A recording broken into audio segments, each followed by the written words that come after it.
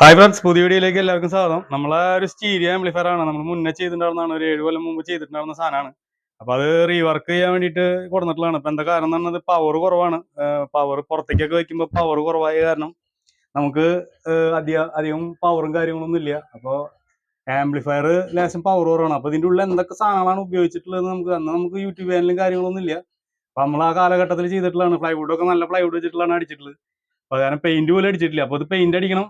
പിന്നെ അതേപോലെ ഇതിൽ ഉപയോഗിച്ചിട്ടുള്ള ഊഫർ എന്ന് പറഞ്ഞു കഴിഞ്ഞാൽ ഇവിടെ 800 8 ഇഞ്ച് വട്ടവും അതേപോലെ 100 വാട്ട്സ് ആണ്, 8 ohms ആണ് ഉപയോഗിച്ചിട്ടുള്ളത്. 2 ഒരു ബോക്സിൽ. അങ്ങനെ അതേപോലെ 2 ബോക്സാണ് ഇതിൽ കാണുന്നത്. പിന്നെ 2 ട്യൂട്ടർ. അത്രയും സാധനങ്ങളാണ് ഈ ബോക്സിലുള്ളൂ. ബോക്സിന്റെ ഹൈറ്റ് എന്ന് പറഞ്ഞു കഴിഞ്ഞാൽ 2.5 അടി ഹൈറ്റ് ആണ്. അപ്പൊ ഞാൻ നിന്ന് കഴിഞ്ഞ് കഴിഞ്ഞാൽ നിങ്ങൾക്ക് ഏകദേശം മനസ്സിലാവും കണ്ടു കഴിഞ്ഞ് കഴിഞ്ഞാൽ. 2 അടി ഹൈറ്റ്. അല്ല, ഫ്രണ്ട് വീതി ഇതുവരെയാണ് 10 ഇഞ്ചാണ് വീതി വന്നിട്ടുള്ളത് ബോക്സ്. അപ്പൊ നമ്മൾ 5.1 ക്യാബിനിലാണ് നമ്മളിത് ചെയ്തെടുത്തിട്ടുള്ളത്. ആംപ്ലിഫയർ 5.1 ക്യാബിലാണ് സാധനം ചെയ്തിട്ടുള്ളത്. അപ്പോൾ ഇത് കൺട്രോളും കാര്യങ്ങളൊന്നും ഇല്ല. എപ്പോഴെങ്കിലും ഏതെങ്കിലും കാലത്ത് 5.1 ആക്കണം എന്ന് തോന്നിക്കഴിഞ്ഞ് കഴിഞ്ഞാൽ ക്യാബിൻ മാറ്റണ്ടല്ലോ എന്ന് വിചാരിച്ചിട്ടാണ് നമ്മൾ ഈ ക്യാബിനിൽ തന്നെ സെറ്റ് ചെയ്തത്. അല്ല, ബാക്കിലേക്ക് ഈ നീളം വരുന്നത് 18 ഇഞ്ചാണ് ബാക്കിലേക്ക് നീളം വരുന്നത്. അപ്പൊ അത്രയും കാര്യങ്ങളാണ്. 10 ഇഞ്ച് വീതി, ബാക്ക് അളവ് 18 ഇഞ്ച്, അതുപോലെ ഹൈറ്റ് 2.5 അടി. അത്രയാണ് ഇതിന്റെ കാര്യങ്ങൾ നമ്മൾ ചെയ്തിട്ടുള്ളത്. ബാക്കി നമുക്ക് ഇതിൽ ഉപയോഗിച്ചിട്ടുള്ളത് നമ്മളെ മോസ്പെറ്റ് ബോർഡാണ്. 240ഉം അതിലെ 9240 ബോർഡാണ് ഉപയോഗിച്ചിട്ടുള്ളത്. 27 ഒരു 6 ആംപിയർ ട്രാൻസ്ഫോമർ. പിന്നെ സാധാരണ ഒരു BT വെച്ചിട്ടാണ് ചെയ്തിട്ടുള്ളത്. അപ്പോൾ BTയും കാര്യങ്ങളൊക്കെ മാറ്റണം, ബാസ്റ്റബിളും കാര്യങ്ങളൊക്കെ മാറ്റണം ഇതിലത്തെ. അപ്പോൾ അതിന് വേണ്ടിയിട്ടാണ് നമ്മളിപ്പോൾ ഈ ആംപ് എടുത്തിട്ടുള്ളത്. അപ്പോൾ നമുക്ക് ഇതിലത്തെ ബാക്കിയുള്ള കാര്യങ്ങൾ നമുക്ക് ഇതിൻ്റെ ഉള്ളിലത്തെ ആംപ്ലിഫയറിന്റെ കാര്യങ്ങളൊക്കെ നോക്കി നോക്കാം എന്തോരം സാധനങ്ങളാണ് ഇതിൽ വെച്ചിട്ടുള്ളതെന്ന്. അപ്പോൾ ഇതിന്റെ വർക്ക് നമ്മൾ നാളെ ആയിരിക്കും ഇതിന്റെ ഫുള്ളായിട്ടുള്ള വർക്കിന്റെ വീഡിയോ ഫുള്ളായിട്ട് നമ്മൾ ചെയ്യുന്നത്. അപ്പോൾ ഇതിന്റെ കംപ്ലീറ്റ് കാര്യങ്ങൾ നമ്മൾ പരിചയപ്പെടുത്താമെന്ന് വെച്ചിട്ടാണ് ഈ വീഡിയോ ചെയ്യുന്നത്. അപ്പോൾ ചാനൽ ആദ്യമായിട്ടാണ് കാണണമെങ്കിൽ ലൈക്ക് ചെയ്യുക, കമന്റ് ചെയ്യുക, സബ്സ്ക്രൈബ് ചെയ്യുക, ബെൽ ബട്ടൺ അടിക്കുക. അപ്പോൾ നമുക്ക് ആംപ്ലിഫയറിന്റെ ഉള്ളത്തെ കാര്യങ്ങൾ എന്തൊക്കെ ഉള്ളതെന്ന് നോക്കി നോക്കാം. അപ്പോൾ ആംപ്ലിഫയറിന്റെ ഫ്രണ്ടേജ് ഈ കാണുന്ന രൂപത്തിൽ തന്നെയാണ്. പിന്നെ ഒരു സ്ക്വയർ ടൈപ്പ് ട്യൂട്ടറാണ് ഉപയോഗിച്ചിട്ടുള്ളത്. അപ്പോൾ നമ്മളെ പറഞ്ഞിട്ടുള്ളതൊന്നുമല്ല, ഒരു 7 കൊല്ലം 6 കൊല്ലമൊക്കെ പഴക്കമുണ്ട് ഈ സാധനങ്ങൾ.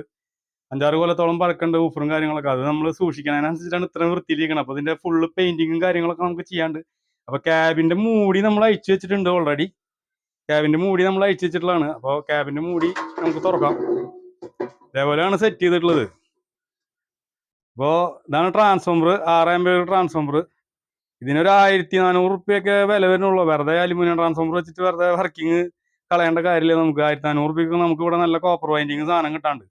ഒരു 6 ആംപിയർ 27 ഇരിക്കുന്നത്.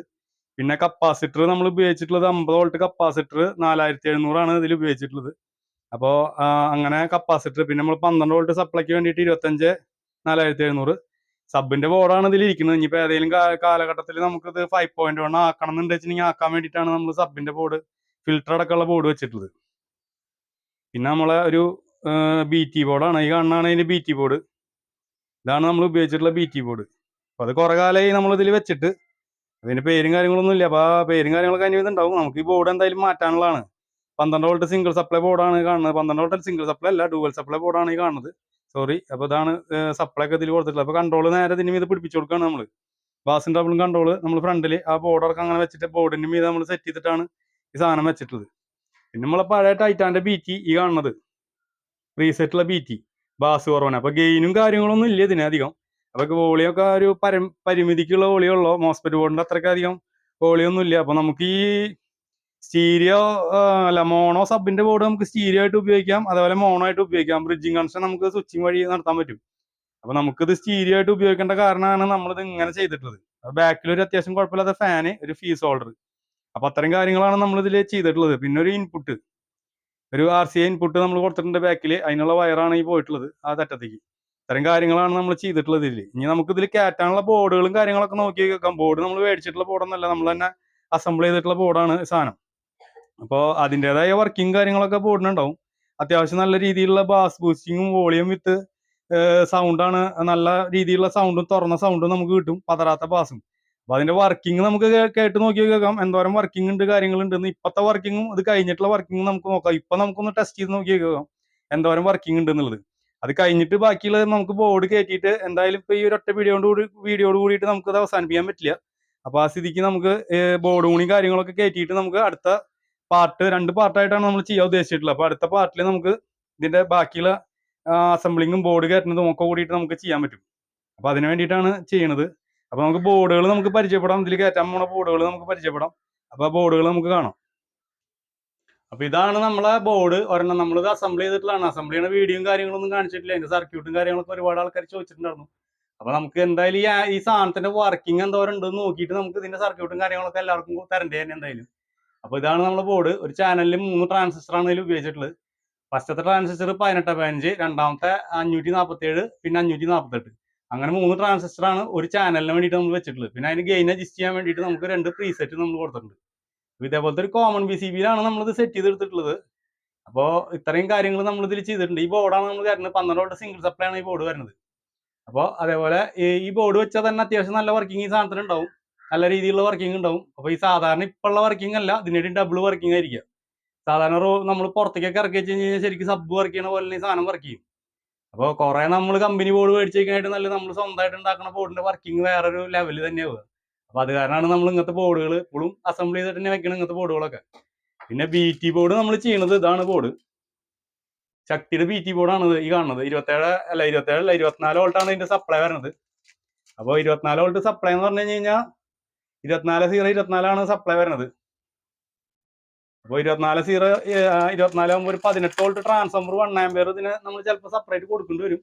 അപ്പം എന്നാലാണ് ഇതിന്റെ കറക്റ്റ് വർക്കിംഗ് കാര്യങ്ങളൊക്കെ കിട്ടുള്ളൂ നമുക്ക്. ഈ കാണാണ് ബോർഡ്. ഇതിന്റെ തന്നെ ശക്തിയുടെ തന്നെ സബ് ഫിൽറ്റർ വരുന്നുണ്ട്. ഒരു പ്രത്യേക ലെവല് അടിപൊളി ബാസും വർക്കിംഗ് ഉള്ള സാധനമാണ്. അപ്പോൾ അവർ ആ സറൗണ്ട് ബോർഡിൽ നിന്ന് കട്ട് ചെയ്തിട്ടൊക്കെ അതേപോലെ സെപ്പറേറ്റ് പീസുകളായിട്ട് വരുന്നുണ്ട് നമുക്ക്. അപ്പോൾ ഇതിന്റെ സപ്ലൈയും കാര്യങ്ങളൊക്കെ ഇതിനെ കറക്റ്റായിട്ട് എഴുതിയിട്ടുണ്ട്. ഇതാ ഇൻപുട്ട്, അതുപോലെ പോസിറ്റീവ്, ഗ്രൗണ്ട്, നെഗറ്റീവ്. ഔട്ട്പുട്ട് വരുന്നത് ഈ 2 സൈഡിലാണ്. പിന്നെ അതുപോലെ ബാസ്, ട്രബിള് ഈ സൈഡ്, അതേപോലെ അപ്പുറത്തെ സൈഡിലും ബാസും ട്രബിളും ഉണ്ട്. ഇത്തരം കാര്യങ്ങളാണ് നമുക്ക് ഇതിൽ, ഈ 2 ബോർഡാണ് നമ്മൾ ഇതിൽ മെയിനായിട്ട് കയറ്റാൻ പോകണത്. അപ്പോൾ ഇതിന്റെ വർക്കിംഗ് തന്നെ ഒരുപാട് മാറും.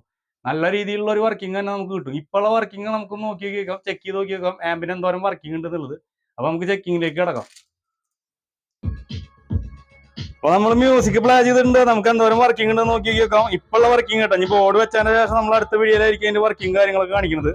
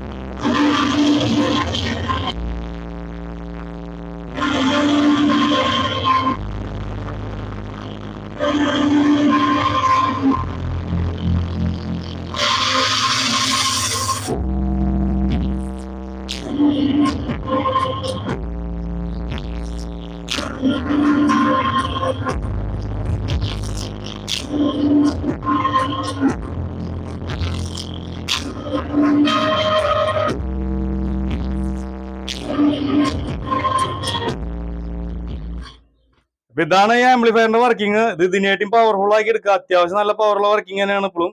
വീഡിയോ ഇഷ്ടപ്പെട്ട് കഴിഞ്ഞാൽ ലൈക്ക് ചെയ്യുക, അതുപോലെ കമന്റ് ചെയ്യുക, സബ്സ്ക്രൈബ് ചെയ്യുക, ബെൽ ബട്ടൺ ഓൾ അടിക്കുക. അപ്പൊ അടുത്ത വീഡിയോയിൽ കാണാം. Okay, thank you.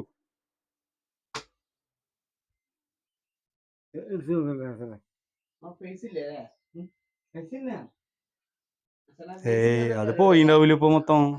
താൻ ചെയ്ത